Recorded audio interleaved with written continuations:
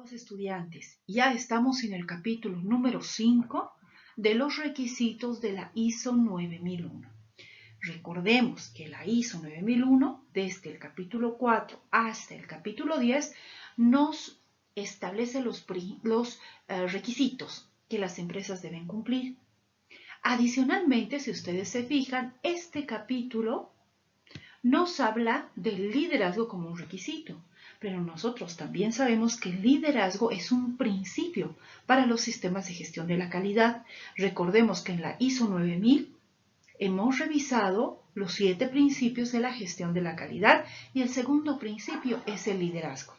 Así de importante es el liderazgo que es no solamente un principio, sino también un requisito definido y establecido por la ISO 9001.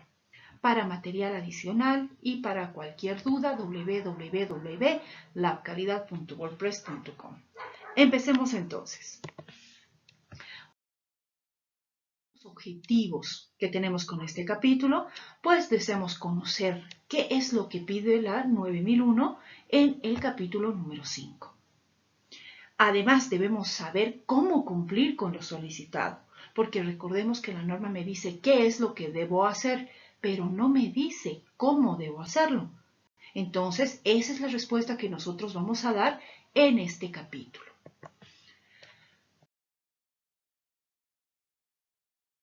Es el contenido con el que vamos a trabajar. Vamos a empezar con la introducción al capítulo. Vamos a hablar de lo que es el liderazgo. Y dentro del liderazgo vamos a hablar de la familia de las normas 10.001, 10.002 y 10.003 como normas de apoyo. Luego vamos a hablar de la política de la gestión de la calidad. Vamos a hablar de la comunicación de esta política y de cómo esta política debe ser conocida por cada uno de los integrantes de la empresa. Finalmente vamos a hablar de los roles, las responsabilidades y la autoridad dentro de la organización. Veamos. 5.1. Liderazgo y compromiso. La alta dirección de la empresa debe demostrar liderazgo y compromiso con respecto al sistema de gestión de la calidad. Esto es lo que me dice la 9001.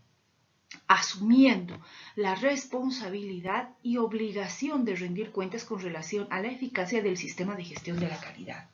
Entonces, si nosotros nos preguntamos cómo la alta dirección de la empresa demuestra su liderazgo y su compromiso, pues será asumiendo la responsabilidad, asumiendo la obligación de rendir cuentas en relación a la eficacia de su sistema de gestión de la calidad. Si viene un cliente y me dice, ¿cómo funciona tu sistema de gestión de la calidad? Entonces yo le mostraré mi manual de la calidad y le describiré cómo mi empresa cumple con estos requisitos. Luego, asegurándose de que se establezcan la política de la calidad, los objetivos de la calidad para tu sistema de gestión de la calidad y que estos sean compatibles con el contexto y la dirección estratégica de la empresa. Aquí en este capítulo es donde nosotros vamos a hablar, hemos dicho, de la política. De la política derivan los objetivos. Y estos objetivos tienen que ser compatibles con el análisis de contexto que hemos hecho en el capítulo 4. Luego, asegurándose de la integración de los requisitos del sistema de gestión de la calidad en los procesos de negocio de la empresa. Cada proceso de negocio de la organización que nosotros hemos definido cuando la norma nos pedía que organicemos nuestro sistema de gestión de la calidad en función de nuestros procesos, cada uno de estos procesos debe considerar y tomar en cuenta los requisitos de un sistema de gestión de la calidad, precisamente los que estamos viendo ahora. Inciso D, promoviendo el uso del enfoque a procesos y el pensamiento basado en riesgos. Nosotros vamos a realizar un análisis basado en los riesgos de la organización. ¿Y qué nos dice? Que debemos promover el enfoque hacia los procesos. Todo el sistema de gestión de la calidad se gestiona a través de procesos. Inciso E, asegurándose de que los recursos necesarios para el sistema están disponibles.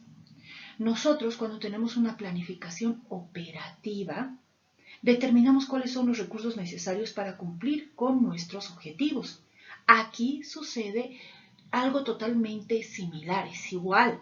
Cuando nosotros tengamos nuestra política de calidad y nuestros objetivos de la calidad, lo que debemos hacer es determinar qué recursos voy a necesitar yo para cumplir con esos objetivos.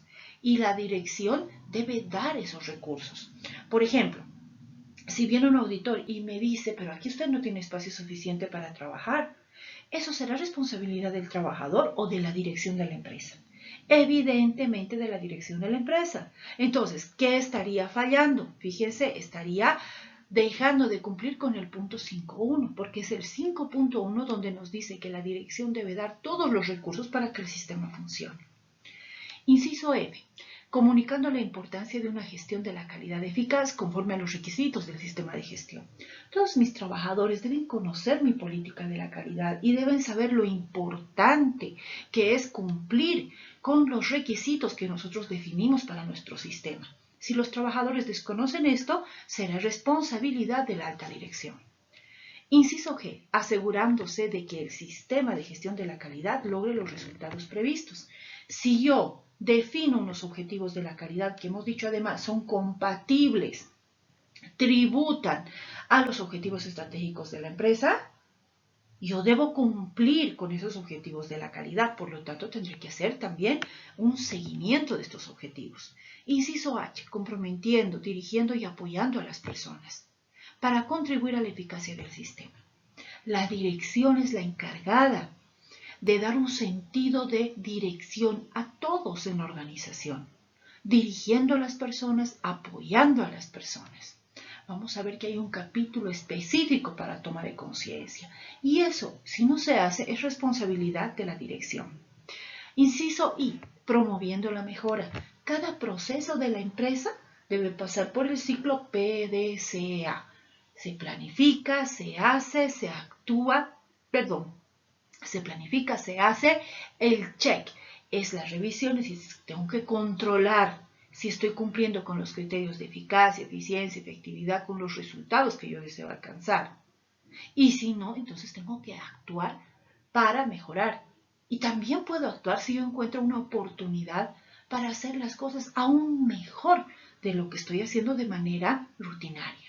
Entonces, ese ciclo del PDCA en cada uno de los procesos de la organización tiene que funcionar.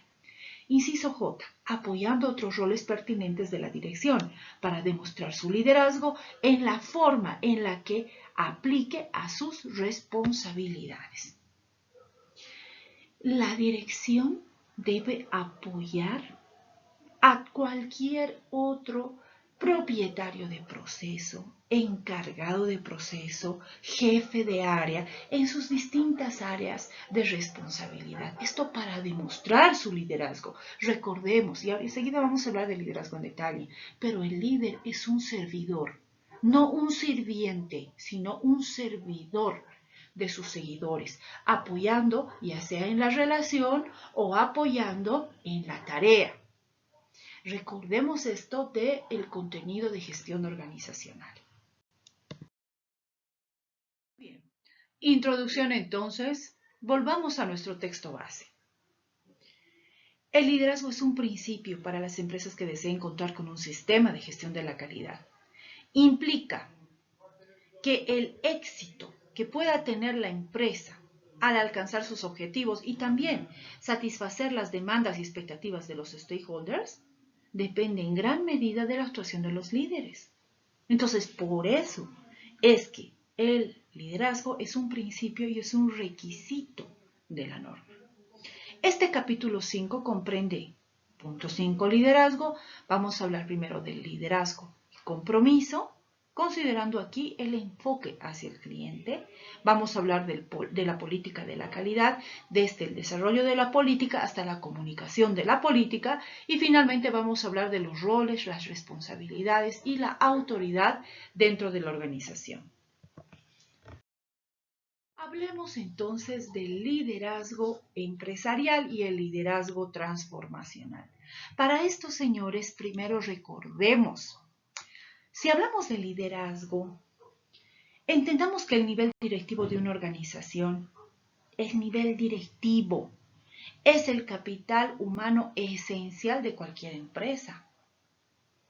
Fíjense, si hablo de capital humano, estoy hablando de capital intelectual, capital relacional y capital emocional. Este nivel de dirección alta, dirección media, debe asumir nuevas formas de liderar los procesos, asegurándose de que las empresas cuenten con una dirección enfocada hacia el logro de los objetivos. Entonces, esa es la idea, que los líderes logren un sentido de seguimiento de cada uno de los equipos, de los procesos, porque los procesos en realidad son equipos de trabajo, y que los líderes señalen el rumbo que deben seguir estos equipos de trabajo para cumplir con los objetivos de la organización. Los directivos podrían y de hecho deberían ser líderes motivando a sus subalternos, orientándolos a superar sus dificultades y adaptarse a los cambios del entorno.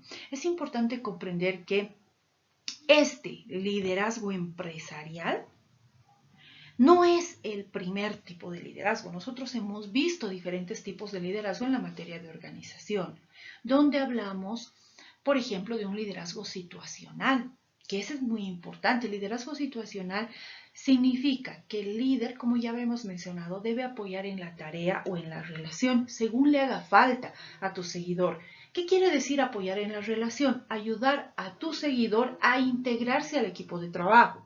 ¿Y qué significa apoyar en la tarea? Significa ayudarle en la planificación de sus tareas, ayudarle en el entendimiento de los indicadores que se van a utilizar para medir su trabajo. Entonces, el líder apoya en ambas cosas según sea la necesidad del trabajador. Ese, por ejemplo, es el liderazgo situacional. Pero, si vamos avanzando en el tiempo, hablamos del liderazgo empresarial. Este liderazgo tiene que estar relacionado con el saber dar órdenes dentro de la empresa, con el saber mandar. Y ojo, no solamente se manifiesta dentro de la organización, es precisamente donde uno aprende a dirigir a sus trabajadores, utilizando excelentes herramientas de comunicación. Por eso, uno de los primeros capítulos que han visto ustedes por recomendación ha sido el capítulo de comunicación. Entonces, este comportamiento y estas herramientas de comunicación, herramientas de escucha activa, herramientas de asertividad, se manifiestan dentro de la empresa, pero también se deben manifestar fuera de la organización. Un líder se comporta como líder dentro de las empresas, pero cuando tú lo ves al líder, por ejemplo, realizando cualquier otro tipo de actividad, te das cuenta de que tiene ese tipo de personalidad que a ti te hace sencillo seguirle, te hace sencillo obedecer, entender lo que te está diciendo, te convence al manifestar de una manera excelente sus argumentos. Ejercer esta clase de mando es totalmente diferente al estilo autoritario. No se trata de generar recelo, temor en los empleados, sino que se trata de generar un clima armónico que permita a los trabajadores alcanzar su mayor potencial. Cuando a Mintzberg le realizan la pregunta y le dicen, ¿cuál es la verdadera función de un director de empresa?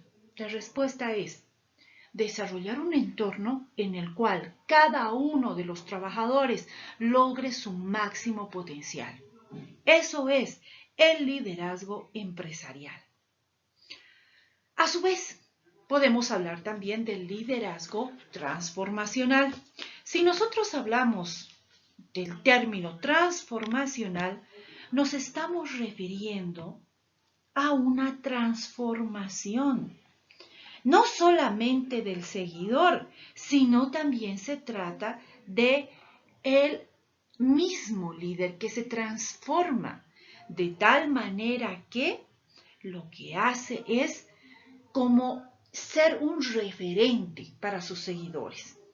Todo esto, señores, con mucho más detalle, ustedes lo pueden ver en el material de gestión organizacional. Aquí la dirección. ¿Qué va a hacer para promover el desarrollo de líderes en su empresa? Pues lo primero que podría hacer es ayudarles a los empleados a que desarrollen excelentes herramientas de comunicación. Habíamos hablado de la escucha activa, de la asertividad, la solución de conflictos. De esa manera ayuda a que la interacción entre ellos sea beneficiosa y ayuda de manera individual a que cada uno de los trabajadores se empodere, se sienta más seguro porque sabe comunicarse. Otra cosa que podría hacer la dirección de la empresa será generar espacios de descanso, de relajación para los empleados. Dar, aunque sea brevemente, a los trabajadores un ambiente distendido, un ambiente sosegado. ¿Para qué? Para que entre ellos se vaya dando una relación de confianza y compromiso. Y los líderes vayan asentando su liderazgo a tiempo de que conocen mejor a sus seguidores. No solamente se trata de conocerlos en el contexto de trabajo, sino en su vida personal, porque a eso es lo que apunta el liderazgo transformacional. El liderazgo empresarial se enfoca en hacer que los seguidores vayan en un solo sentido, con toda la energía para lograr los objetivos de la empresa. Recordemos también que el liderazgo empresarial va bastante complementado con el liderazgo carismático, que es ese encanto que puede tener la persona. Sin embargo, como hemos dicho, el transformacional implica la mejora como ser humano del líder y en consecuencia también del seguidor. Todo esto, como les digo, para cualquier duda, ustedes revisan. Hay todo un capítulo entero de esto en la materia de gestión organizacional. Y lo que decíamos, para poder cimentar el liderazgo, dos cosas. Herramientas de comunicación, que ustedes también pueden ver todo un capítulo en el material de organización, y luego generación de espacios. No se trata solamente de conocer a las personas en el entorno laboral, sino preocuparse de la persona como ser humano. Muy bien, 5.12, enfoque en el cliente. La alta dirección, esto nos dice la norma, debe demostrar liderazgo y compromiso con respecto a los clientes, asegurándose de que, inciso A, se determinan, se comprenden y se cumplen regularmente los requisitos de los clientes, y no solo esos, los legales y los reglamentarios también. Luego, inciso B, se determinan y se consideran los riesgos y oportunidades que pueden afectar a la conformidad de los productos, a la conformidad de los servicios y a la capacidad que tienes como empresa para aumentar la satisfacción del cliente. Inciso C, se mantiene el enfoque en el aumento de la satisfacción del cliente. Fíjense, eso es lo que me está pidiendo la norma. Entonces, para lograr esto, ¿qué es lo que debo hacer? Veamos, mantener un elevado enfoque y satisfacción del cliente. O sea, nosotros debemos estar enfocados para lograr esa satisfacción del cliente precisamente en el cliente. Esto es un reto para cualquier empresa. Una manera de conseguir esto es desarrollar y utilizar un código de conducta. ¿Qué es un código de conducta? Que lo vamos a definir más adelante. Un código de conducta, de manera muy simple, es un conjunto de compromisos que tú asumes para que el cliente quede contento. Este código consta de promesas y disposiciones relacionadas que tratan de asuntos tales como la entrega del producto, la devolución del producto, el tratamiento de la información personal de los clientes, la publicidad, y pueden ser compromisos en relación a los diferentes requisitos que debe cumplir el producto o el servicio. Por ejemplo, algo muy sencillo. Un código de conducta en una pizzería me diría que la pizza debe llegar como mínimo a una temperatura de 40 grados centígrados al cliente y debe llegar en un tiempo no mayor a 40 minutos. Eso es un código de conducta con dos apartados. Uno referido a la temperatura y otro referido al tiempo. De esta manera, entonces, tan sencilla, yo puedo empezar a comprometerme, a cumplir con lo que el cliente espera de mí y espera de mi negocio.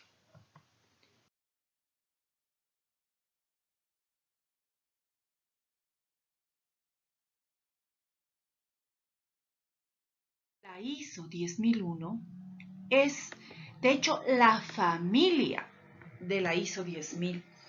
Comprende a la 10001, la 10002 y la 10003. La ISO 10001 es una norma que nos da una orientación para planificar, diseñar, desarrollar, implementar y mantener nuestros códigos de conducta. Evidentemente, mejorar códigos de conducta. Recordemos, los códigos de conducta apuntan a la satisfacción del cliente. Esta norma es compatible con la 10002 y la 10003, claro, porque son parte de una misma familia, la familia 10000. Entonces, la norma 10002, ¿de qué nos habla? Nos habla del tratamiento interno de las quejas relacionadas con los productos, los servicios que yo vendo. Entonces, para código de conducta, la 10001, la 10002 para el tratamiento interno de quejas y finalmente la 10003 que nos orienta en relación a la resolución de conflictos con respecto a quejas relacionadas con productos o servicios que no se han podido resolver de manera interna. Entonces, cuando el conflicto se hace más grande, la ISO 10003 me orienta para resolver conflictos que no se hayan podido resolver de manera interna. Veamos cómo funcionan estas tres normas. Son parte de un marco integrado para aumentar la satisfacción del cliente a través de, lo primero, el código de conducta. Luego, ¿qué hemos dicho? La 10002, tratamiento de quejas, y la 10003, la resolución de conflictos. Veamos, empezamos con el interés del cliente en relación a nuestro producto. A partir del interés del cliente, lo que se desarrolla es una interacción del cliente con nuestra organización. Esta interacción está regulada por un código de conducta, donde yo he definido, por ejemplo, no solo tiempos, no solo temperaturas, sino además comportamientos. Y si yo simplemente en mi código menciono y digo las características que debe cumplir el producto, estoy perdiendo de vista que el producto no es solamente lo que físicamente está recogiendo el cliente, sino que además dentro de la propuesta de valor que yo le entrego al cliente está la calidad de la interacción. Por ejemplo, con gentileza, con prestancia, inmediatamente. Esos son términos que yo voy a tratar de cuantificar para ponerlos aquí en mi código. Enseguida vamos a ver más ejemplos. Entonces, la 10001 me ayuda a mí a redactar mi código de conducta que regula la interacción que yo tengo con el cliente. Ahora, cada vez que haya una interacción, yo tengo una retroalimentación y me doy cuenta si mi código realmente es adecuado o no. Si no es tan adecuado, ¿qué debe pasar? A partir de la interacción, yo debo alimentar mi código haciendo que mejore permanentemente. Si a partir de la interacción hay una queja del cliente, venimos por acá abajo, hay una queja, y esta queja tiene una respuesta inmediata. A ver, recordemos nosotros, pongámonos en el lugar del cliente primero. Cuando nosotros tenemos una queja, un reclamo en relación al producto o servicio que nos están entregando, entonces, ¿qué es lo que esperamos de la empresa? Que la empresa se comporte de una manera adecuada, ordenada, planificada. Imagínense que ustedes se quejan y el que está ahí les dice, ay no, pero ahora no sé, o sea, eso no sé si se puede solucionar.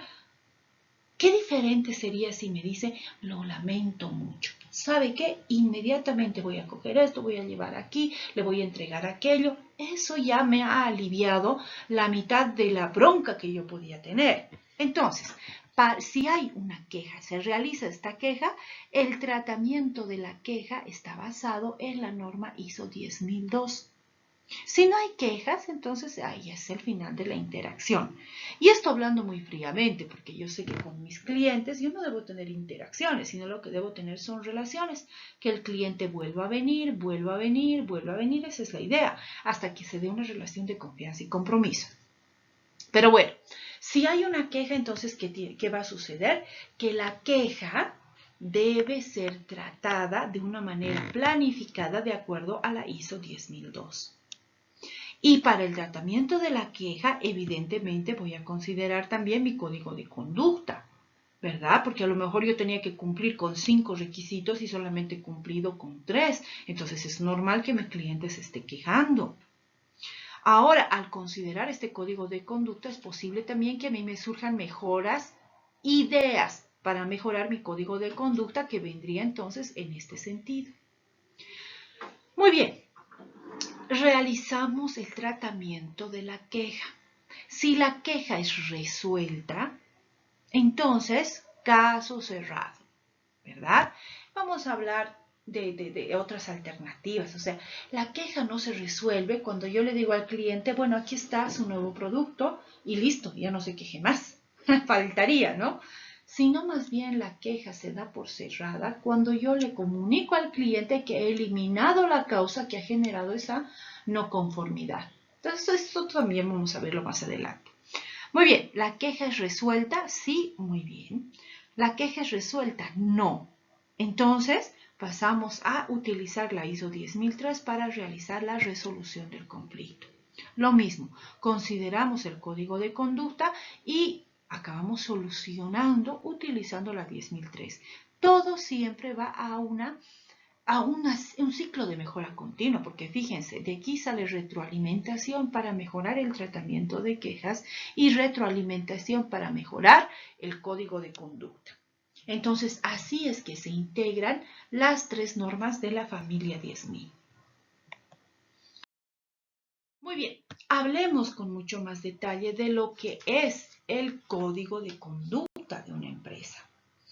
A continuación, entonces, veamos los principios. ¿Qué es un principio? Es una regla. Entonces, de acuerdo con la 10001, los códigos de conducta de mi empresa se deben regular de acuerdo a los siguientes principios. Primero, el compromiso. Una organización se debe comprometer activamente con la adopción, la integración y la difusión de su código de conducta. Nosotros tenemos que adoptar eso como algo propio. Debemos integrar ese código. ¿Qué quiere decir? Que en la empresa tenemos una estructura pensada para cumplir con ese código. Y luego la difusión del código. Mi código deberían conocerlo todos los clientes que vienen, porque si yo me comprometo, es una promesa, un código de conducta. ¿De qué sirve que yo prometa lo que sea si el cliente no conoce mis promesas? Entonces no me va a exigir nada tampoco, ¿verdad? Es como si no tuviera código. Luego, la capacidad. Se debe disponer de suficientes recursos para que mi código sea muy bien diseñado, desarrollado, implementado, mantenido, mejorado. Entonces, cuidado, te estés comprometiendo ahí. Tengo 25 puntos en mi código de conducta cuando en realidad no tienes recursos para cumplir por lo menos con 10 de estos, no. No tienes los recursos suficientes, eso tienes que fijarte. Luego, la visibilidad. Se debería publicitar adecuadamente el código. Esto para que los clientes, el personal interno de la empresa y cualquier stakeholder lo conozca perfectamente. Otro principio, la accesibilidad. Debería ser fácil de encontrar tu código, fácil de utilizar, fácil de comprender. Yo puedo agarrar y me lo puedo descargar de internet. Yo puedo agarrar y leerlo en tus cajitas de producto. Yo puedo leerlo en las bandejas que tú me traes. Entonces, eso es un código accesible. La receptividad.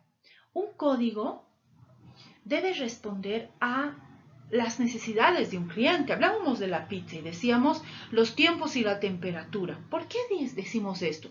Porque cuando al cliente le preguntas qué es lo que más le interesa al momento de pedir una pizza, te va a decir que llegue rápido y que llegue calientita. Quizás el cliente también te va a dar el costo.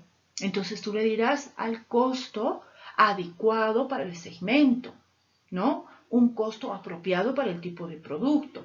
Entonces, no se trata de hacer el código con las cosas que son más fáciles para mí, las promesas que son para mí más fáciles de cumplir, sino se trata de hacer el código en función de lo que es importante para el cliente.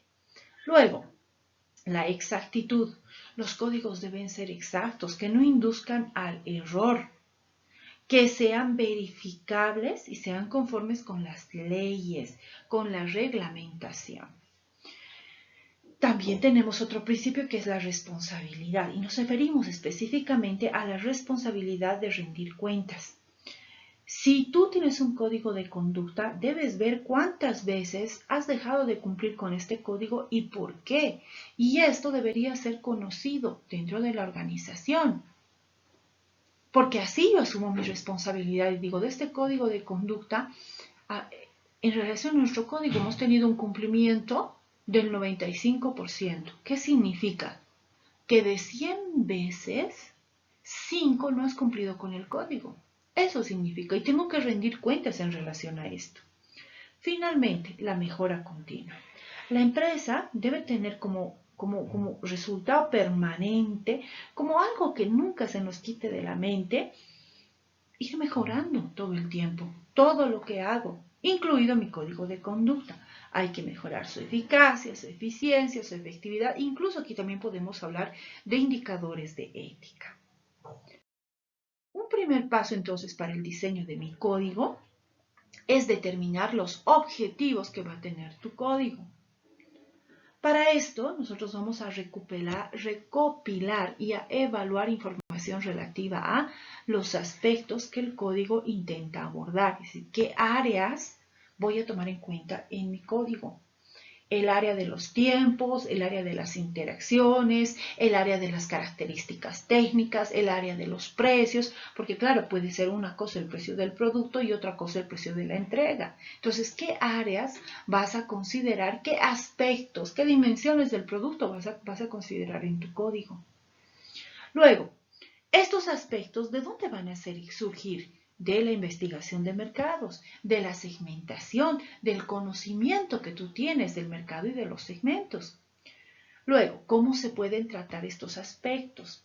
Por ejemplo, si estoy hablando de tiempos, ¿no ve? Habría que separar. Una cosa es los que llaman por teléfono para pedir la pizza, otra cosa es los que envían WhatsApp, otra cosa es los que vienen personalmente. Entonces, ¿cómo vas a abordar estos aspectos en los diferentes segmentos? Luego, ¿cómo y en qué medida afectan estos aspectos a las actividades de la organización que no estén relacionadas con el código? Por ejemplo, debido a que yo me comprometo al tratamiento, al cumplimiento en cuanto a la temperatura de la pizza, vamos a tener que cambiar el envase.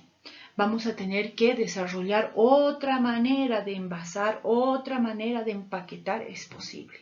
Entonces ya estaríamos hablando de diseño de producto, ¿verdad? Que tendría que comprometerse y de incluirse, por lo menos para la etapa inicial, en el diseño de nuevo empaque, envase, embalaje, lo que yo considere necesario. Aquí me preguntaré, ¿y cómo tratan estos aspectos en otras organizaciones? ¿Cómo empaquetan? ¿Cómo envasan? ¿Cómo embalan? Aplico lo que es benchmarking, veo las mejores prácticas y luego las mejoro dentro de mi organización. Luego, los posibles recursos. Entonces vas a necesitar otro tipo de material, vas a necesitar más tiempo para el armado de los empaques, es posible. Y otras implicaciones, por ejemplo, capacitaciones, obvio que voy a necesitar. Finalmente, no te olvides de tomar en cuenta requisitos legales y reglamentarios relacionados con los aspectos, ¿verdad?, que están dentro de tu código. Tu código va a variar dependiendo del tamaño, de la naturaleza de tu empresa. Entonces, se recomienda enfáticamente revisar estos aspectos. Veamos, aclarar el alcance y los parámetros del código. Por ejemplo, si tu código se aplica a todos tus productos, es que el tema de temperatura y el tema de tiempo se va a aplicar a pizzas, se va a aplicar a lasañas y se va a aplicar a canelones. No se aplica a jugos, no se aplica, es posible. Entonces, déjalo bien claro. Ahora puede ser también que sea un criterio geográfico, en el sentido de decir, los 30 minutos son para determinada área. Luego tú pondrás otra área, tendrá que ser 40 minutos. Otra área será 1 hora. Entonces, no va a ser necesariamente para cualquier ubicación geográfica. Informar cualquier excepción. Es decir, por ejemplo, esta promesa no aplica en periodos de alta actividad. Por ejemplo, en época de carnavales, ¿verdad? No aplica el cumplimiento del tiempo de 30 minutos, pero sí el cumplimiento de la temperatura de la pizza. O en circunstancias iniciales, tanto que hemos sufrido el año pasado, a principio del año también. Podría decir, si hay bloqueos, ¿verdad? Si las carreteras están siendo o han sido dañadas, entonces no vamos a poder entregar. Debemos también mencionar esto para que el cliente sepa que hay consideraciones especiales. Luego, proporcionar definiciones claras y términos claves. Si yo le hablo de la temperatura, queda bastante claro. Si yo le hablo del envase, pues tal vez no lo tenga muy claro porque no sepa la diferencia el cliente entre un envase, un empaque y un embalaje. Entonces a lo mejor voy a utilizar figuritas para que el cliente entienda exactamente a qué me estoy comprometiendo. Hay que evitar nuestras jergas, nuestras abreviaturas, nuestros acrónimos. ¿Por qué? Porque nosotros en la empresa entendemos, pero el cliente quizás no vaya a comprender. Finalmente, establecer claramente las consecuencias de no cumplir con la promesa. Si la temperatura de la pizza, si la pizza llega fría, nosotros nos comprometemos a devolverle, o yo qué sé, el 10% del costo, o a lo mejor le voy a dar un refresco adicional, a lo mejor le hago un descuento en su siguiente pizza. Tengo que dejar claras las consecuencias y los procedimientos que se van a seguir si es que la empresa no cumple con sus promesas. Muy bien, aquí entendamos que la empresa debe preparar indicadores de desempeño.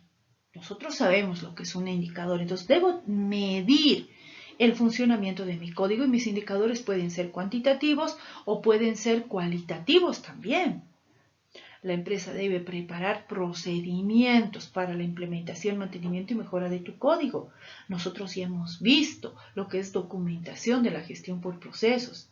Yo debo tener un mapa de procesos claro, diagrama de procesos claro, procedimientos para mi código de conducta, instructivos para mi código de conducta.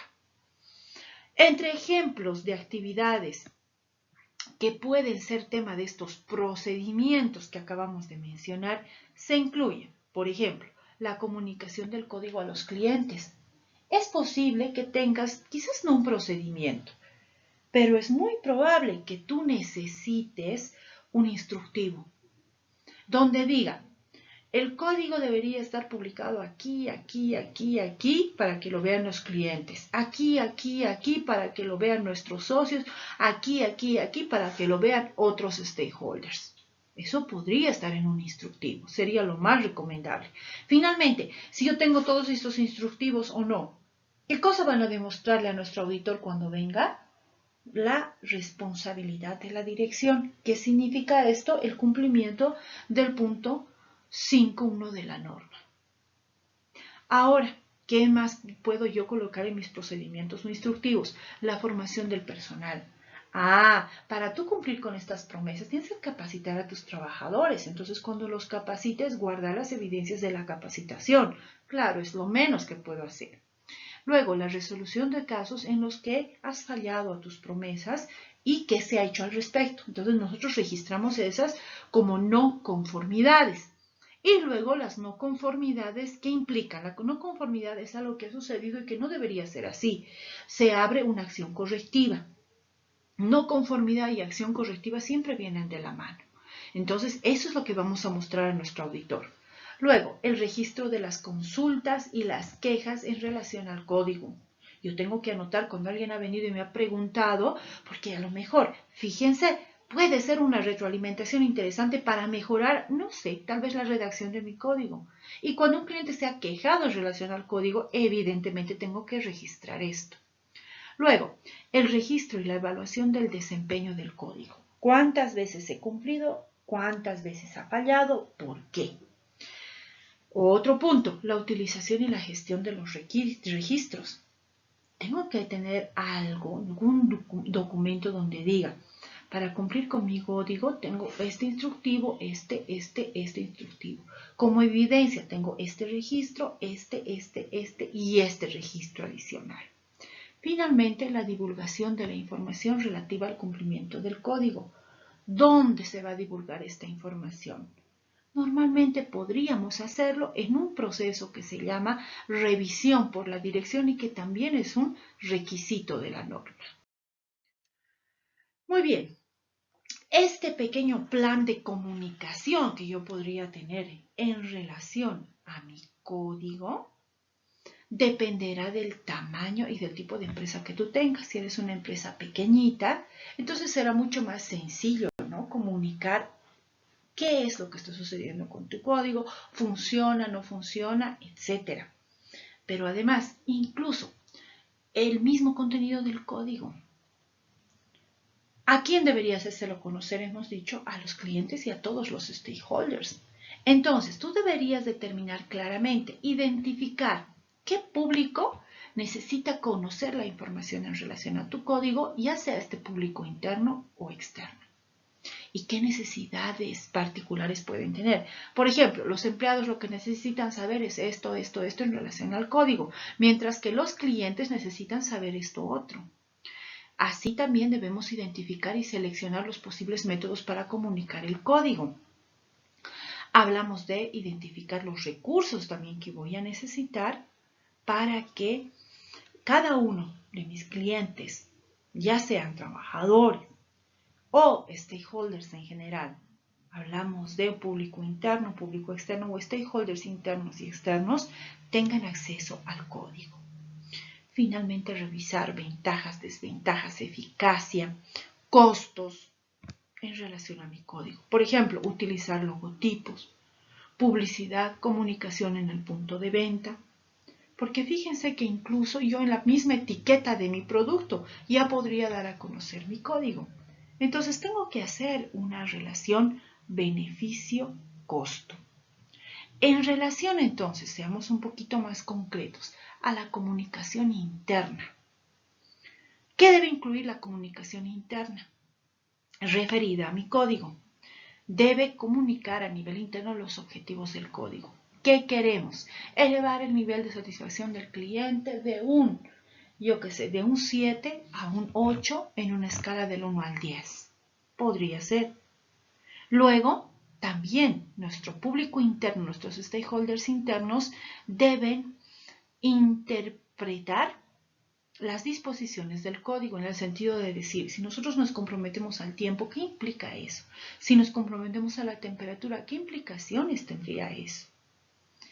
Entonces, siguiente punto, esta información debería incluir cómo implementar el código, incluyendo las responsabilidades. ¿Quién es responsable en el tema de tiempos? ¿Quién es responsable en el tema de temperaturas? ¿Verdad? Y finalmente, la información relacionada con el proceso de tratamiento de quejas. Si un cliente se queja, ¿cuáles son los pasos que hay que seguir? Y, por ejemplo, también podríamos hablar aquí de cualquier tipo de resolución, de política que mis trabajadores deberían conocer para resolver conflictos con los clientes. Esto a nivel interno. Información a nivel externo. Aquí, los clientes, los stakeholders externos deberían conocer muy bien las promesas que nosotros les hemos hecho en el código. Luego deben saber dónde y cómo se pueden realizar las consultas y las quejas en relación al código o sobre cada uno de los puntos que estaban tratados en el código. Siguiente. debe saber mi stakeholder externo cómo se va a tratar su consulta, paso 1, qué se va a hacer, paso 2, paso 3 y quiénes son los responsables de cada uno de estos pasos. Cada paso además tendrá un plazo que hay que considerar y luego las opciones para acusar recibo de una consulta y para solucionar una queja. Por ejemplo, usted puede dejar su queja en un buzón, puede dejarla a través del WhatsApp, puede dejar su queja a través de una carta o puede dejar su queja llamando directamente a nuestro servicio de atención al cliente. También el cliente desea saber la disponibilidad de cualquier proceso de resolución de conflictos de forma externa. Si nosotros no le solucionamos el problema, usted puede dirigirse a la oficina de protección al consumidor. Podría ser. Finalmente, también los resultados de la aplicación del código. El código lleva funcionando año y medio y en ese año y medio solamente hemos incumplido con, 5 clientes, los cuales fueron compensados por el incumplimiento, recibiendo tal y tales beneficios en la organización. Muy importante entonces la comunicación interna y la comunicación externa. En todo caso, siempre esta comunicación debería estar fácilmente disponible. Debería dar información exacta y en el lenguaje apropiado. Recordemos que nosotros sabemos que la información se debe codificar en el código del receptor. Entonces, evidentemente, no puedo enviar en el mismo código para los stakeholders internos y para los stakeholders externos. Y los internos debe ser una codificación distinta. En relación a la implementación de nuestro código, la empresa debe registrar, ¿qué cosa? La utilización de los recursos. ¿Qué recursos se están dedicando al cumplimiento del código? Recordemos que nosotros, si bien queremos entregar productos de alta calidad al cliente, también debemos cuidar la economía de la organización. Luego, el tipo de formación y la instrucción que ha recibido el personal en relación al código. Tercero, la aplicación de planes de comunicación interna y externa. Y finalmente, el tratamiento de consultas y quejas acerca del código y las acciones de reparación que se han llevado adelante. En este sentido, comprender que las consultas y las quejas en relación al código deben clasificarse y deben analizarse para identificar no solamente cuando ha surgido la queja, sino las tendencias. Por ejemplo, ¿a qué hora se han generado estos incumplimientos? ¿Cuándo estaba qué trabajador? Acordémonos de lo que son los gráficos de control. Para que un proceso falle, debe haber toda una causa especial. ¿En qué? Materia prima, mano de obra, medio ambiente, método, medición o máquina, en las 6 M's. Entonces, así es que nosotros debemos analizar cada vez que ha surgido un incumplimiento en relación a nuestro código. La organización debería revisar de forma regular y sistemática el código y nuestro marco de referencia. Esto para mantener la conveniencia del código, la adecuación, la eficacia y la eficiencia del mismo. Luego, para tratar los casos significativos de incumplimiento, para evaluar las necesidades de oportunidades, para evaluar las necesidades específicas. Por ejemplo, para hacer entrega a domicilio ya no me alcanza con una sola moto. Ahora necesitamos por lo menos 2 motocicletas para hacer las entregas. Entonces hay que evaluar estas necesidades. Y luego las oportunidades para mejorar. Finalmente, hay que tomar decisiones y acciones relacionadas con el código según nosotros veamos apropiado. Si nosotros detectamos algo, debemos actuar en consecuencia. Recuerden, hablábamos de una no conformidad que abre inmediatamente una acción correctiva. Al realizar esta revisión de nuestro código, la empresa debe incluir información pertinente a cambios en nuestro código o en su marco de referencia. Por ejemplo, antes nuestro marco de referencia era el departamento de Oruro y ahora, como estamos llevando también a Cochabamba, entonces ha cambiado el marco de referencia. Antes nosotros, vamos con el tema de las pizzas, hacíamos la entrega casi siempre en la zona central y aledaños. Y ahora hemos visto que la mayor parte de nuestros clientes está, yo qué sé, en la zona de hitos. Entonces hay que actualizar el código. Luego, si han habido cambios en la legislación, si han habido cambios en las prácticas de los competidores, porque nosotros debemos siempre estar pendiente del competidor. ¿Esto a qué nos ayuda? Nos ayuda a ser flexibles y a adaptar nuestras propuestas de valor, considerando lo que hace la competencia, entre otras cosas también, ¿no?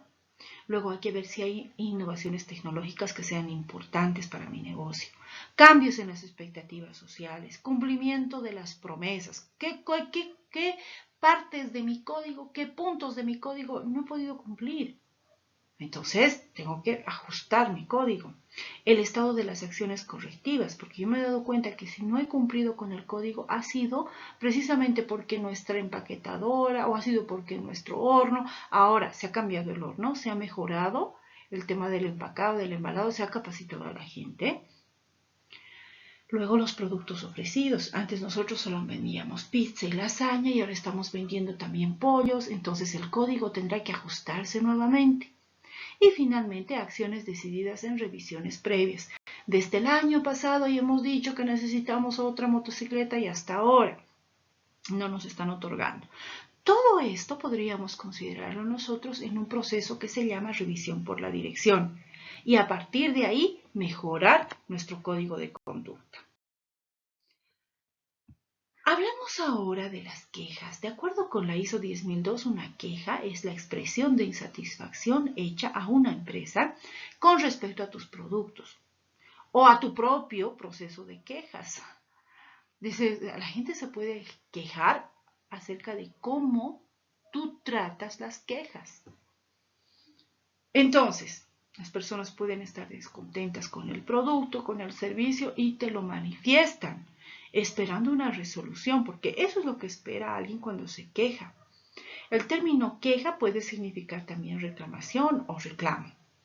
¿Cuáles son las reglas según la 10002 para el tratamiento de las quejas? Tenemos primero la visibilidad. Es conveniente que la información acerca de cómo y dónde reclamar sea conocida por no solamente los clientes, sino en general los stakeholders, porque los stakeholders pueden ver de esta manera que yo trato muy bien a mis clientes. Luego, la accesibilidad es otra regla. El proceso de tratamiento de quejas debería ser fácilmente accesible. Es decir, usted tiene que venir con una carta y 3 copias. No. Usted simplemente envía un mensaje de WhatsApp, envía su código de cliente y ahí nosotros empezamos a atender. Así de sencillo debería ser. Luego, la respuesta inteligente. La recepción de cada queja debería ser reconocida al reclamante inmediatamente. Es decir, muy bien, entiendo lo que usted me está indicando, por favor, permítame entregarle un código para su queja y nosotros inmediatamente procederemos, etc. Las quejas deben ser tratadas con prontitud. Y ojo, o sea, hay diferentes niveles de quejas en el sentido de decir, ¿se acuerdan? Cuando hablábamos de la clasificación de defectos, no todos los defectos son críticos, porque no todos generan una situación de peligro para el consumidor. Exactamente lo mismo aplica acá. Yo puedo tener una categorización de quejas y voy a actuar de manera inmediata con todas, pero de manera urgente con esta clasificación. Puede ser. Luego, la objetividad. Es importante que cada queja sea tratada de manera objetiva. No decir, no, es que él es mi amigo, entonces es más rápido. No. Los costos. El acceso al proceso de tratamiento de quejas no debería tener costo para el reclamante. O sea, si tú vas a quejarte y encima te cobran, no, ¿verdad? Se acabó de fastidiar la relación con esta empresa. Luego, la confidencialidad. Únicamente conviene poner a disposición la información de carácter personal de un reclamante cuando sea necesaria. A nadie le gusta que le vean como el quejumbroso. Y recordemos que cuando un cliente se queja, a mí me está dando una oportunidad para mejorar. El enfoque al cliente. La empresa debe adoptar un enfoque de tal manera que decir, a ver, si yo fuera el cliente, ¿cómo me gustaría que me traten cuando yo me quejo? Entonces, toda la empresa debería ser receptiva a esta retroalimentación, porque una queja es retroalimentación. No solamente tengo que estar abierto a la retroalimentación positiva cuando me digan felicitaciones, sino precisamente a las quejas, porque es a estos clientes que se quejan a los que yo podría perder más fácilmente. Luego, la responsabilidad. Es conveniente que la empresa establezca claramente quién es responsable de responder, de cada una de las etapas, de hacer la comunicación final con el cliente. Cada uno de los pasos que yo voy a seguir para tratar la queja debe tener un responsable. Y finalmente también la mejora continua. Recordemos que un proceso de tratamiento de quejas es eso, es un proceso. Y todos los procesos en mi empresa deben ir mejorando permanentemente. Entonces, el proceso para el tratamiento de una queja. Hablemos paso por paso. ¿Cómo debo tratar, de acuerdo con la 10.002, una queja? Para empezar, en relación a la comunicación, toda la información relativa al tratamiento de las quejas, tales como folletos, circulares, informativos, cualquier información que yo coloque en mi página web, etcétera, debe ser fácilmente vista por cada uno de los clientes, por cada uno de los stakeholders. Y esta información, lo mismo que el código de conducta, debe darse en el código del receptor, en un formato muy accesible para los stakeholders. Los siguientes puntos aquí son cosas que deberían estar claras en relación al tratamiento de quejas, ya sea en mi página web, ya sea en mis folletos, etiquetas, etc. El lugar donde se debe realizar la queja. Tienen que pasar por la oficina o por lo contrario. No tienen que ir a ningún lugar en específico, solamente deben enviar un mensaje, hacer una llamada, etc. La manera que debe ser, o sea, cómo debe hacerse por escrito, verbalmente, la manera que debe utilizar el reclamante.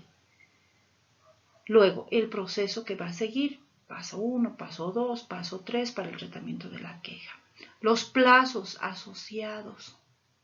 Para el paso 1, mediodía. Para el paso 2, yo qué sé, 48 horas. Para el paso 3, 1 hora, etc. Y así el que se está quejando sabe lo que puede esperar y en qué tiempo le van a dar respuesta.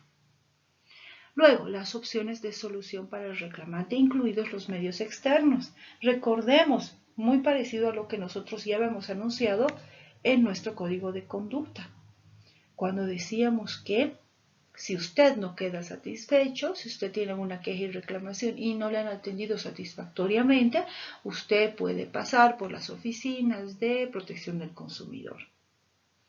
Finalmente, también debe estar muy claro la forma en que el reclamante puede obtener información en relación al estado de su queja. Por ejemplo, ya han pasado 48 horas, quiero saber si están trabajando en esto, ¿a qué número debo llamar? ¿A quién debo enviar un mensaje? Esto simplemente por temas de tranquilidad, que eso es muy importante para el cliente. Luego, en cuanto a la recepción de la queja, una vez que el cliente nos envía la queja, esta debe ser registrada, debe ser anotada y debe tener correspondencia con un código. Nosotros sabemos que la codificación es clave para relacionar la documentación.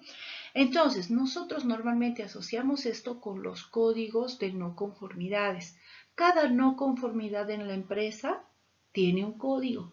Entonces, la queja va a tener el código de la no conformidad normalmente. Y con este código, cuando llame el cliente para preguntar, nosotros le vamos a dar información en relación al avance del tratamiento de la queja.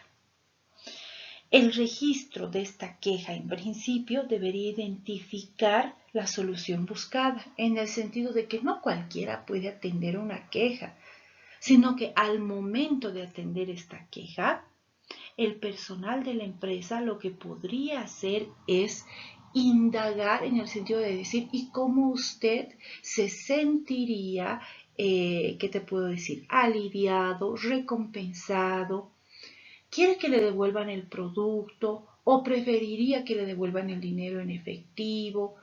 De alguna manera es interesante ver qué es lo que esperan los clientes, porque en función de eso yo también podría mejorar mi propio tratamiento de quejas. Entonces, en la etapa de recepción, nosotros vamos a incluir la siguiente información. Vamos a anotar la descripción de la queja y los datos de apoyo. Sucedió esto, esto, esto y los datos que consideremos relevantes. Como habíamos dicho, el que recepciona la queja tiene que estar calificado para esto. Luego, la solución que habíamos dicho, en principio, que plantea mi cliente para sentirse de alguna manera compensado. Luego, los productos o prácticas de la organización objeto de la queja, en relación a qué producto o en relación a qué, por ejemplo, a qué atención se está quejando. Luego, la fecha límite para la respuesta. En el sentido de decir, nosotros podríamos enviarle la respuesta en por lo menos unos 4 días, por favor. Y el cliente dice, no, yo necesito que esto sea inmediatamente porque tal o tal cosa. Entonces podemos hablar y registrar estas fechas para satisfacer al cliente. Luego, los datos acerca de las personas, los departamentos, en relación a qué persona, a qué departamento, a qué proceso, a qué producto, como ya habíamos mencionado. Las sucursales, ¿verdad? La organización, a lo mejor esto ha sido en nuestra sucursal en Santa Cruz, ha sido en relación a nuestra sucursal en Potosí, o ha sido en relación a nuestro servicio de entrega. En realidad, entonces no corresponde necesariamente a nuestra empresa, pero es en relación a la empresa que nos hace el servicio de entrega. Luego, el segmento al cual corresponde esta persona que se está quejando. Finalmente, la acción inmediata tomada. A lo mejor nosotros ya tenemos procedimentado que si sucede esta situación, vamos a convencer al cliente de esta manera. Sería lo ideal. Entonces, si hay una solución inmediata, enseguida se toma esa solución y se satisface al cliente. Muy bien, si no fuera ese el caso, que no se ha podido satisfacer inmediatamente, nosotros vamos a hacer un seguimiento. La queja debe seguirse a lo largo de todo el proceso, desde la recepción inicial de la queja hasta que el reclamante queda satisfecho en relación a, habíamos dicho, la acción final. ¿Cuál será la acción final de la empresa? Será la acción correctiva que ha llevado adelante la organización para eliminar la causa de su queja. Hablemos ahora de las siguientes etapas. Estas son, no son etapas necesariamente, porque nosotros organizamos esto de acuerdo con la naturaleza de la organización. Pero veamos estas recomendaciones en relación a lo que nos plantea, ¿no? La 10.002 para que nuestros clientes queden contentos. El acuse de recibo. Aquí, la recepción de cada queja debe ser notificada inmediatamente al reclamante. Por ejemplo, telefónicamente, por correo, etc. Imagínense, esto es muy sencillo cuando tú te quejas por teléfono. Entonces el cliente la empresa inmediatamente te da un código. Pero ¿qué pasa si tú te has quejado por escrito? Entonces, el acuse de recibo significará que la empresa te devuelve la carta, no tu misma carta, sino te devuelve una carta en la cual te dice, nosotros hemos recepcionado su queja, lamentamos la situación, su código. El código de su reclamación es tal. Y ahí le informamos, ¿no? Esto será un proceso de 5 días, usted podrá comunicarse cuando usted guste a tal número, etcétera. Entonces, eso en relación al acuse de recibo. Hablemos ahora de la evaluación inicial. El que recibe la queja, nuevamente, no puede ser una persona sin formación. ¿Por qué? Porque estamos en ese momento en un punto caliente donde uno podría hacer la diferencia, satisfaciendo al cliente por encima de lo que el cliente hubiera esperado, no solamente en cosas materiales, sino en el trato que uno puede dar. Entonces, ¿cómo será esta evaluación inicial? Después de recibida la queja, debe evaluarse inicialmente en términos de, habíamos dicho, no todas las quejas ni no todas las conformidades son igual de críticas. Entonces, si hay una queja que implica peligro para el cliente, una queja que tiene un alto nivel de complejidad, que tiene un alto impacto en el entorno o en algún stakeholder, entonces yo tengo que hacer esta evaluación y nosotros en la empresa debemos pensar cómo será una queja en relación a tal cosa, en relación a esto otro, en relación a esto otro, evidentemente esto a la experiencia que tengamos en la organización. Luego, la investigación. Aquí lo que debemos hacer nosotros es dedicar todo nuestro esfuerzo a investigar las circunstancias en las cuales se ha dado la no conformidad. El nivel de investigación será proporcional nuevamente con esta evaluación inicial, porque nosotros sabemos que para defectos críticos, ¿verdad? Las medidas son inmediatas porque pueden incluso implicar problemas legales. Entonces, esta investigación, el nivel de profundidad y detalle también dependerá de esta evaluación.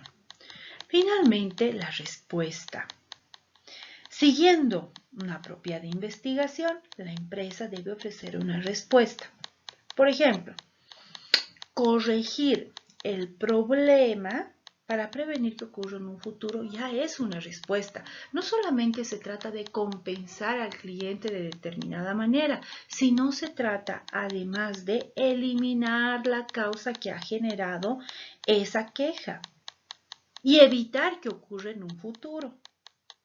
Por lo tanto, finalmente lo que nosotros vamos a hacer es comunicar la decisión al cliente que se ha tomado, es decir, le vamos a compensar de esta manera. Y adicionalmente, para que el problema no vuelva a suceder, nosotros vamos a capacitar a nuestro personal, nosotros vamos a cambiar el material de tal, nosotros vamos a ajustar el tema de nuestra máquina, porque cuando yo comunico esto a mi cliente, cómo he eliminado la causa, para que él no tenga desconfianza de volver a comprar mi producto, mi servicio, es entonces que yo puedo realizar el cierre, anotando la fecha, el momento en el cual yo le he comunicado esto a mi cliente afectado.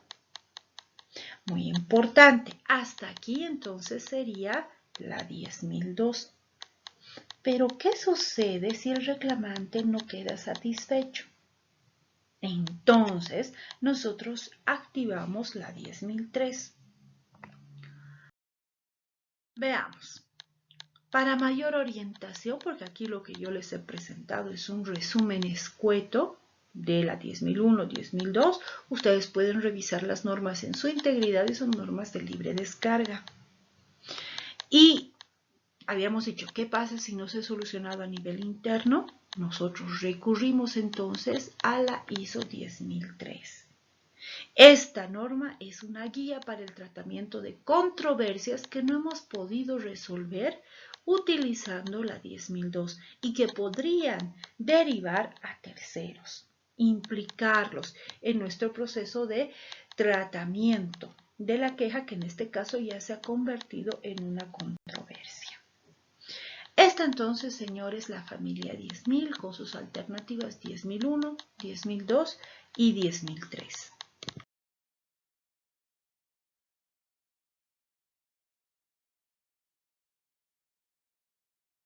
Hablemos ahora del punto 5.2 de la norma, que es la política de la calidad. El punto 5.2.1 me habla del establecimiento de esta política. Y aquí la norma me dice que la alta dirección debe establecer, implementar y mantener una política de calidad que Primer requisito, sea apropiada al propósito y al contexto de la organización y apoye la dirección estratégica. Muy importante. El auditor va a revisar que la política de la calidad sea compatible, sume, se relacione a la dirección estratégica de la empresa. Es decir, a las estrategias, a los objetivos, a la misión, a la visión, a los valores de la organización. Luego, inciso B, proporcione un marco de referencia para el establecimiento de los objetivos de la calidad. Nosotros nos tenemos que preguntar, en mi sistema de gestión de la calidad, ¿en base a qué, de dónde van a salir los objetivos? Los objetivos salen de la política, derivan de la política. Por ejemplo, si en tu política tú hablas de mejora continua, es muy probable que tengas un objetivo de mejora continua. Si tú me hablas de la satisfacción del cliente, pues lo más lógico será que tengas un objetivo de satisfacción del cliente. Por ejemplo, aumentar su satisfacción de tal a porcentaje a tal porcentaje. Inciso C, que incluye un compromiso de cumplir con los requisitos de los clientes, los legales, los reglamentarios. Y finalmente, que incluye un compromiso de mejora continua para su sistema de gestión de la calidad. Esto es lo que nos pide el 521 de la norma. En realidad, señores, ¿qué es una política? Nosotros sabemos que una política es un enunciado que define el comportamiento de la empresa en relación a algo. Y cuando hablamos de la política de calidad de una empresa, es la escala de prioridades que tiene la empresa. Hay organizaciones en donde será prioritario, por ejemplo, conseguir el máximo de producción, otras donde se señale que lo importante para nosotros es reducir los costos. Entonces, la política de la calidad específicamente coloca en lo más alto de la escala de prioridades la eficacia conseguida a través de la mejora constante de la calidad de nuestros productos, de nuestros servicios, de nuestras interacciones. Y esto considerando la totalidad de los procesos de la empresa. Entonces, ¿qué es nuestra política de la calidad? Es un enunciado que define nuestro comportamiento en relación a la calidad. Y si nosotros vamos a la definición que habíamos presentado, de manera general, una política es una escala de prioridades. ¿Cómo vamos a determinar esta política? Pues lo tenemos que hacer en una reunión. Recordemos en organización cómo hacíamos la planificación estratégica. Pues es una reunión muy parecida. Y nosotros vamos a cumplir con un punto de la norma realizando esta reunión, porque esta reunión se denomina revisión por la dirección y es el momento más oportuno para redactar mi política o en su caso, para actualizar la política que tengo en mi empresa. Recuerden, para elaborar la política, que va a ser mi enunciado, mi escala de prioridades en relación a la calidad, con énfasis en la eficacia, etcétera, yo tengo que haber hecho un análisis de contexto. Es decir, tengo que saber cuál es el contexto de mi organización, cuáles son las oportunidades, las amenazas. Debo también saber perfectamente quiénes son mis stakeholders. Entonces, se supone que yo para redactar mi política ya he cumplido con el punto 4.1 y el 4.2 de la norma. El objetivo básico es lograr un punto de referencia para dirigir los esfuerzos de la empresa. ¿Y esto lo logro con qué? Con análisis de contexto y análisis de stakeholders. A continuación, entonces, lo que vamos a hacer es, a partir de nuestra reflexión, de nuestro análisis, y con el propósito de comprometernos, no solo nosotros como representantes de stakeholders, sino comprometer a todos los stakeholders internos y externos, vamos a elaborar un primer borrador de la política, respondiendo a las siguientes preguntas. ¿A qué nos dedicamos? ¿Somos una empresa dedicada a la fabricación de pan de batalla? Muy bien. ¿En qué contexto? En el departamento de Oruro. ¿Cuáles son los requisitos? nosotros entregamos un plan de batalla de acuerdo a la legislación nacional, con tal gramaje, por decir algo, con las más altas, con la calidad más alta en nuestras materias primas. Entonces, ¿qué es lo que debo lograr? Manteniendo una estabilidad en los precios para nuestros mercados. ¿Cómo debo lograrlo? Trabajando con alta eficacia, aplicando la mejora continua a cada uno de mis procesos, o a lo mejor capacitando permanentemente a nuestros trabajadores. Muy al respecto viene el siguiente punto, que es la mejora continua, ¿verdad? Aplicando el ciclo PDCA o realizando una correcta gestión de los procesos y luego de todo el sistema organizacional. Entonces, responder estas preguntas a mí me da ya el punto de partida para elaborar mi política. Veamos qué va a revisar el auditor en mi política. Que hemos dicho que sea apropiada al propósito y al contexto de la empresa. Por eso nosotros decimos, somos una empresa panificadora, hacemos pan de batalla para el mercado, puede ser del departamento, de la ciudad, pero debe ser real. No puedo decir para el occidente de Bolivia, pues, ¿tú acaso estás llevando el pan hasta La Paz? No es cierto. Entonces debe ser apropiada al propósito y al contexto de la empresa. Luego, que proporcione un marco de referencia para establecer objetivos. Ahí dice cumpliendo los requisitos. ¿Qué requisitos? Gramaje, composición, etcétera. Entonces de ahí podemos sacar objetivos de la calidad también. Que incluya el compromiso de cumplir estos requisitos. Y luego que incluya el compromiso de la mejora continua, aplicando el PDCA en cada uno de los procesos y mi sistema organizacional. Entonces, esto es lo que va a revisar un auditor en mi política. Muchos ejemplos de políticas ustedes van a encontrar en la bibliografía, van a encontrar en el internet. Ustedes pongan qué tipo de negocio para un restaurante, para un supermercado. Y ahí revisen ustedes, cumple con estos requisitos, que es lo que va a venir a comprobar mi auditor. Ustedes mismos, entonces, pueden fungir como unos auditores en formación y evalúen si cumple con cada uno de estos requisitos. Entonces sí es una política adecuada para la empresa.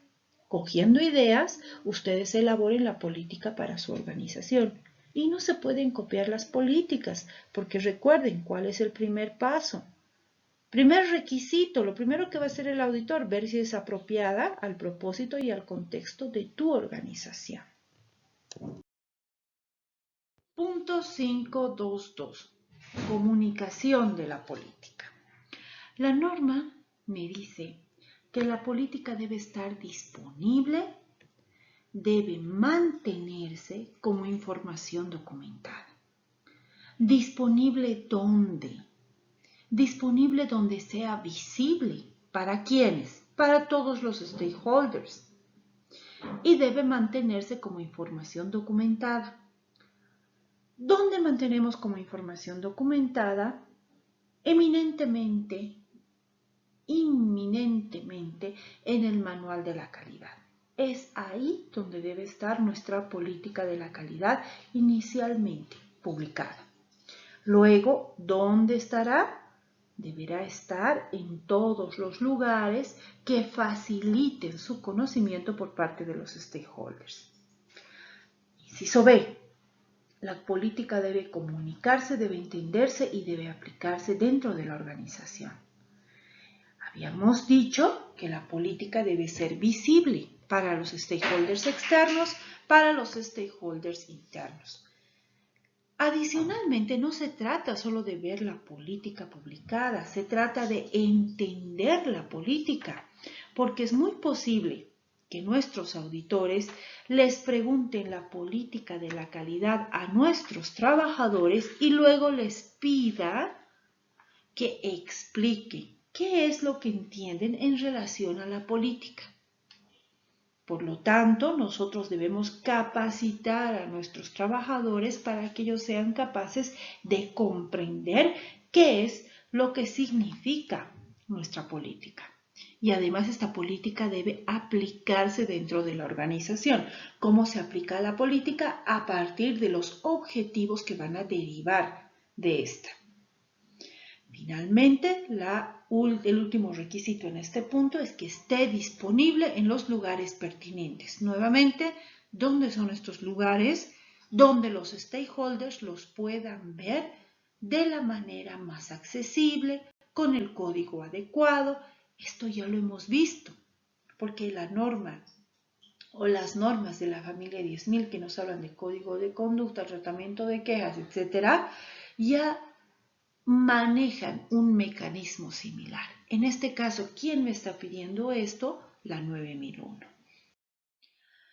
Más que un concepto, más que un enunciado, la política debe ser un sentimiento y debe ser transmitido al resto de la organización.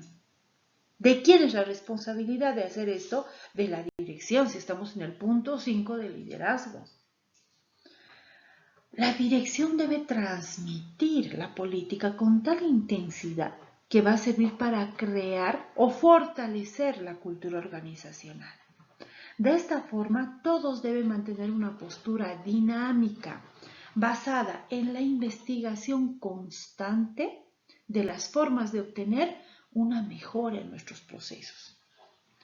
Todos sabrán sostener una actitud positiva de colaboración y de progreso en base a lo que nosotros hemos plasmado en nuestra política y de cómo hemos interiorizado lo que la política nos comunica.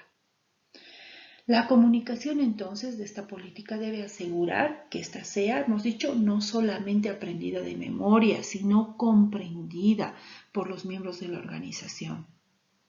Por otro lado, la política elaborada puede ser sometida a la opinión de los miembros de la empresa para que realicen sugerencias, aportaciones, de tal manera que esta política refleje fielmente el sentir de toda la organización, al mismo tiempo que aumenta la toma de conciencia, la motivación y la participación de mis diferentes stakeholders. Estamos entonces en el punto 5.3 de la norma. Este punto nos habla de los roles y las responsabilidades dentro del sistema organizacional. La norma nos dice que la alta dirección debe asegurarse de que las responsabilidades y las autoridades para los roles pertinentes se asignen, se comuniquen y se entiendan en toda la empresa. La alta dirección debe asignar la responsabilidad y autoridad para, inciso A, asegurarse de que el sistema de gestión de la calidad es conforme con los requisitos de la norma. ¿Quién debe asegurarse de que el sistema de gestión de la calidad es conforme con los requisitos de la norma? Aquí, evidentemente, estaríamos hablando de la alta dirección de la empresa. Es la responsable de llevar adelante las auditorías, aunque no las realice el mismo director, sino los auditores. Pero el proceso de la auditoría y la responsabilidad de que este proceso se lleve adelante es responsabilidad de la dirección. Luego, inciso B, asegurarse de que los procesos están generando las salidas previstas. ¿De quiénes estamos hablando acá? De los propietarios de los procesos. Deben encargarse de que los procesos cumplan con los indicadores que se les ha establecido, porque los indicadores simplemente es una manera de medir cómo el proceso está avanzando hacia el logro de los resultados deseados. Antes de pasar, aquí también me gustaría agregar, si la norma nos dice que debe haber alguien que se asegure de que el sistema de gestión de la calidad cumple los requisitos de la norma, evidentemente, como hemos dicho, estamos hablando de las auditorías. Y aquí debería estar no solo, y me voy a la figura, no solo el director de la empresa, sino la alta dirección de la empresa, que a partir de las auditorías realizadas por nuestros propios auditores formados, se asegura de que estamos cumpliendo con los requisitos de la norma. Recordemos que la auditoría puede ser de primera, de segunda o de tercera parte. Pero para que se realice una auditoría de segunda o de tercera parte, primero ya deberíamos haber realizado una auditoría interna o de primera parte. La auditoría también, entonces, nos va a permitir asegurarnos, ya sea nosotros mismos, si es de primera parte, o ya sea asegurar ante otros que estamos cumpliendo los requisitos. Y ese es el caso del que, por ejemplo, viene la entidad certificadora, por ejemplo, IGNORCA, para comprobar, para asegurarse de que nosotros cumplimos los requisitos. En el inciso B, entonces, ¿qué hemos dicho? Hemos dicho asegurarnos de que los procesos están generando las salidas previstas. ¿Y eso de quién será responsabilidad? Será responsabilidad del propietario de cada proceso. Inciso C. Informar del funcionamiento del sistema de gestión de la calidad, en particular a la alta dirección, y sobre las oportunidades de mejora de los procesos. Aquí, ¿de quién estamos hablando? Nuevamente de los propietarios de los procesos. Inciso D. Asegurarse de que se promueve en todos los niveles de la organización el enfoque hacia el cliente. ¿Esto de quién es responsabilidad? Evidentemente de la alta dirección de la empresa, pero aquí el apoyo de GTH es sumamente importante. Inciso E. Asegurarse de que se mantiene la integridad del sistema ante los cambios. Recordemos que si yo modifico un procedimiento, un instructivo, un cronograma, un presupuesto, es posible y prácticamente me animo a decir que es seguro que los otros procesos también deben ajustarse a ese cambio. Entonces, alguien debe velar por la integridad del sistema. Aquí, si la empresa es pequeña, normalmente podríamos hablar de que el mismo gerente de la organización es el que se encarga. Si la empresa es más grande, es posible que tengamos un director de calidad o gerente de calidad. Si la empresa es mediana, es posible que tengamos un jefe de sistemas integrados. Entonces, mucho depende de la magnitud que tiene la organización. En relación entonces a los incisos, ya hemos definido en la empresa quién sería la persona responsable, o más o menos el ámbito, ¿no? Porque no todas las empresas tienen el mismo personal. Antes se contaba con una imagen, un cargo que era, más bien una responsabilidad que era el representante de la dirección. Y era esta persona la que se responsabilizaba sobre todo el sistema de gestión de la calidad. Ahora esa función, ese cargo no existe, porque es directamente la alta dirección de la empresa quien es el responsable último de que el sistema funcione adecuadamente. Entonces, precisamente porque ya no existe la figura de representante de la dirección, como en las anteriores versiones de la norma, nosotros podemos asignar responsabilidades en relación al sistema de gestión de la calidad a diferentes cargos de la organización en función del tamaño de la empresa. En todo caso, es importante que haya una persona que controle lo que acabamos de mencionar en la anterior diapositiva, que es la integridad del sistema de gestión. Pero en este caso ya dependerá del tamaño de la empresa. Otro rol muy importante es el interlocutor con auditores externos, por ejemplo. Luego, los roles de impulsar, de animar, de dinamizar al sistema de gestión. Ambas cosas han pasado a ser ahora responsabilidades de la dirección de la empresa. No es necesario crear un cargo solamente para encargarse de estas actividades, sino ahora la idea de la norma en la última versión es que estas responsabilidades se realicen de manera adicional a sus funciones habituales dentro de la organización. En una empresa grande, reitero, podremos tener un director, un gerente, un jefe de calidad, que dependa siempre de la dirección.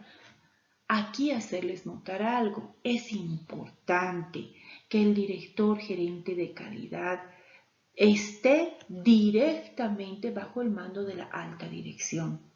Esto para que ustedes piensen en la forma que va a tener su organigrama.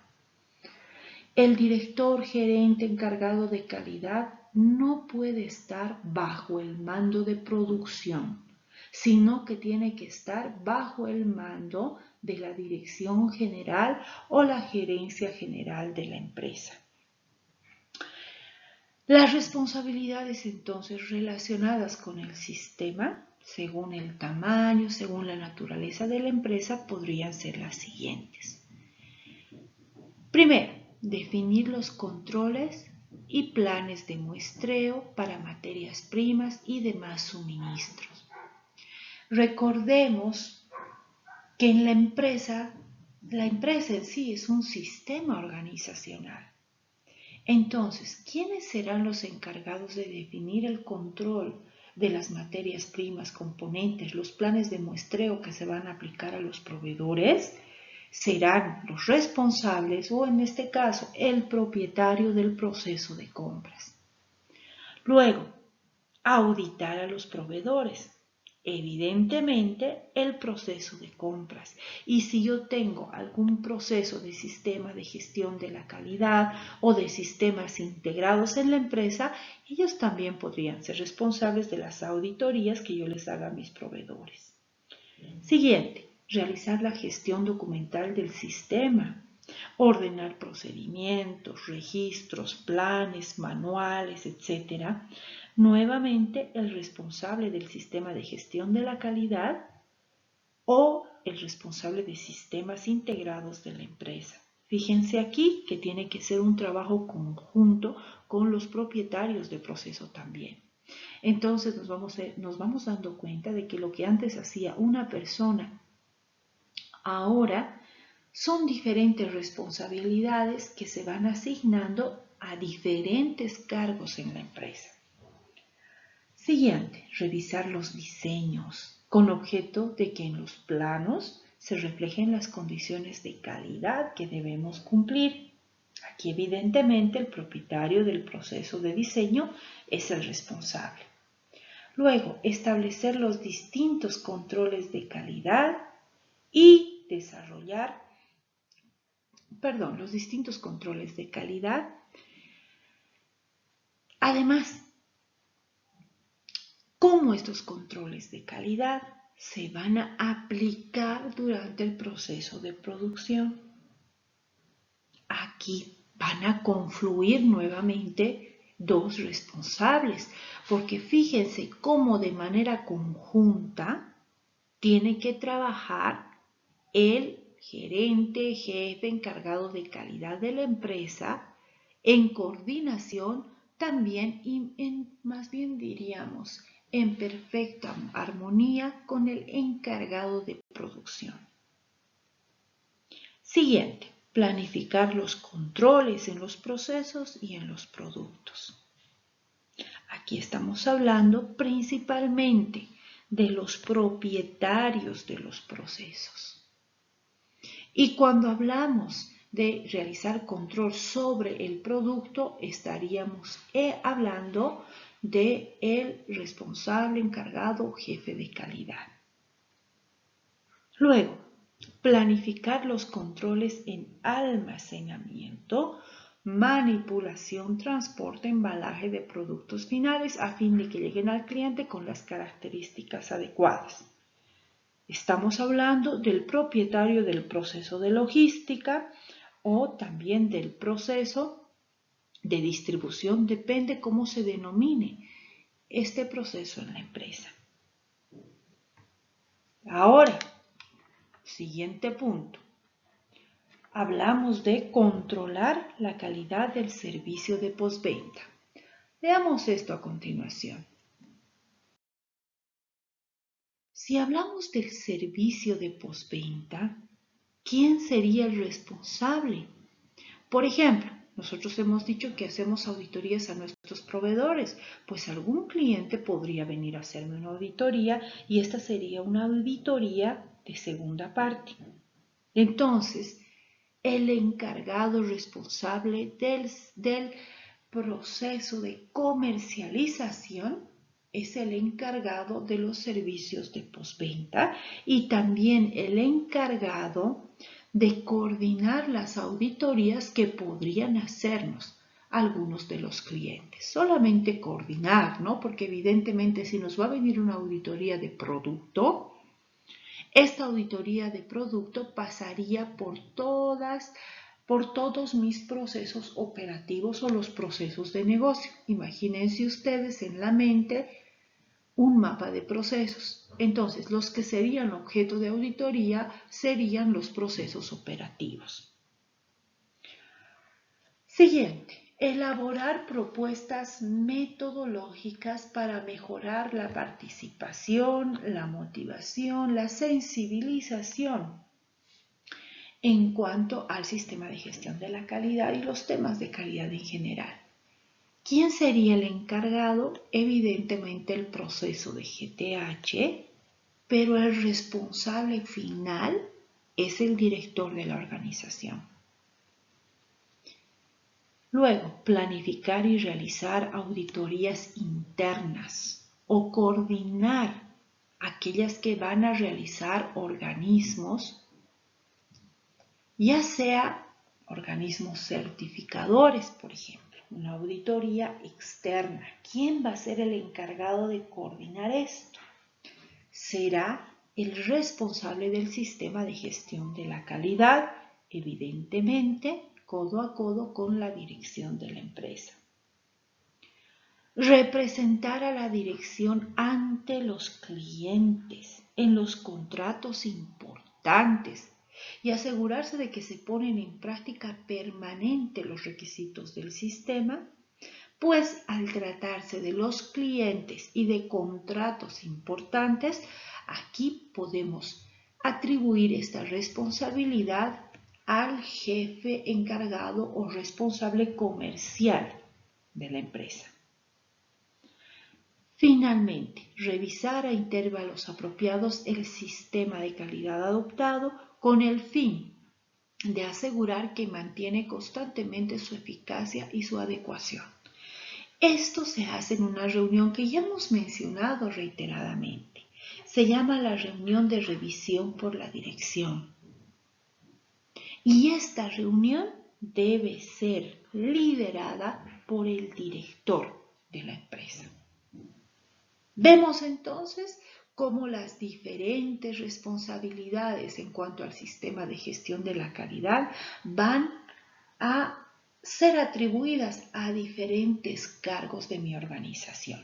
Evidentemente esto varía y tengo más opciones si estoy en una empresa grande que si estoy en una empresa pequeña. Pero estas funciones se deben realizar. ¿Cuál es el cuestionario que debemos elaborar a partir de lo explicado ahora? Debemos responder cómo se implementa el liderazgo en una empresa. Recordemos los puntos que habíamos tocado en relación, por ejemplo, a dar los recursos necesarios para que el sistema de gestión de la calidad funcione de manera eficaz. ¿De quién es la responsabilidad? De la dirección de la empresa. Entonces, ¿cómo es una manera? ¿Cuál sería una manera de implementar el liderazgo? Otorgando a la empresa todos los recursos que necesita su sistema de gestión de la calidad. Solamente les estoy dando de ejemplo un punto. Segundo, explique la relación entre la 10.001, 10.002 y 10.003. Muy sencillo, explicar la familia 10.000. Tercero, ¿qué es un código de conducta y cómo se debe aplicar en la empresa? Ya lo hemos explicado. Para más detalle, por favor, revisen la norma en su integridad. Inciso 4. ¿Cómo se debe realizar el tratamiento de quejas? Para esto tenemos como referencia la 10.002. Y finalmente, desarrolle la política de la calidad para una empresa de su elección.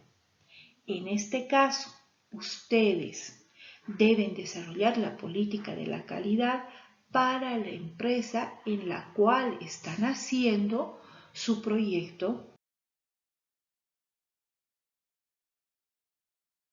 en relación al avance para el proyecto. ¿Cuál es la documentación que ustedes van a desarrollar aquí? Fíjense, en relación al 511, cuando la empresa, o más bien la dirección de la empresa, tiene que demostrar su liderazgo, yo tengo ahí varios incisos que la dirección debe cumplir para demostrar al auditor que está realmente comprometido con el sistema de gestión de la calidad.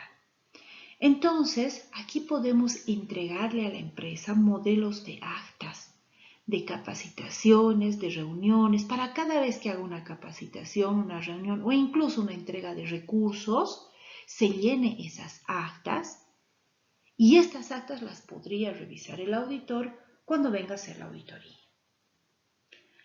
Entonces, modelos de actas. El punto 5.1.2. Aquí, ¿qué información, qué documentación debemos desarrollar? Debemos redactar el procedimiento de gestión del código de conducta, indicándole a la empresa qué pasos debe seguir para desarrollar su código de conducta. Luego, debemos tener el código de conducta tal cual para las organizaciones donde ustedes están haciendo su proyecto. Y luego, el procedimiento para el tratamiento de quejas en base a la 10.002. No se olviden que el tratamiento de quejas no es igual para todas las quejas. Entonces, en la empresa debemos preguntar cuáles son las quejas más habituales y en relación a qué.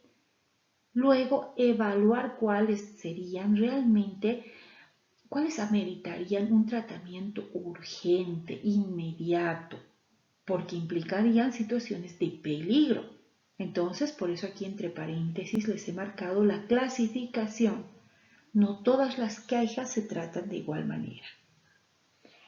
Luego, para cumplir con el 5.2, nosotros vamos a desarrollar en los diferentes equipos de la materia el procedimiento de redacción y comunicación de la política. ¿Cómo en su empresa ustedes van a redactar la política de la calidad? Y luego esta política, ¿cómo se va a comunicar? ¿Dónde va a estar? Va a estar en la entrada, va a estar en la planta, va a estar en nuestra página web. ¿Dónde va a estar publicada? Finalmente, en relación al 5.3, donde la norma nos dice que nosotros lo que debemos hacer es desarrollar todo lo referente a los roles y las responsabilidades en la empresa. Entonces, ¿dónde plasmo yo esto? Evidentemente en el organigrama y las fichas de funciones de mi organización. Para aclarar cualquier duda, estimados, y para material adicional, por favor www.labcalidad.wordpress.com. Con esto entonces hemos finalizado el punto 5 de los requisitos de la 9001.